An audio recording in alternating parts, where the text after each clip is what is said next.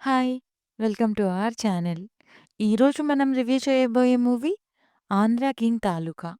Story ఏంటంటే, తను అభిమానించే హీరోకి సమస్య వస్తే, హీరో తీరుస్తాడు. సమస్య ఏంటి? అదెలా తీర్చాడు? ఇదే core and main concept. But దీంట్లో ఎన్నో సమస్యలు కలిపి టార్చర్ పెట్టేశారు. అసలు రియాలిటీకి ఎక్కడా దగ్గరగా లేని screen play and making, over dramatic performances, సీరియల్‌లో ఉండే బ్యాక్‌గ్రౌండ్ మ్యూజిక్. ఇలా ఎక్కడ ఏ ఇంపాక్ట్ క్రియేట్ చేయలేకపోయింది. 'రామ్' లుక్స్ బావున్నాయి. Performance just okay. కొత్తగా ఏం చేయలేదు. అదే ఓల్డ్ స్టైల్ కంటిన్యూ చేశారు. హీరోయిన్ చూడ్డానికి బావుంది కానీ, పర్ఫార్మెన్స్ మాత్రం పేపర్‌లో డైలాగులు బట్టి పట్టి చెప్పినట్టుగా ఉంది. ఇక 'ఉపేంద్ర' గారి రోల్ కూడా సో సో. సూపర్ స్టార్ అన్నారు కానీ, మూవీలో ఎక్కడా ఆ ఫీల్ రాలేదు.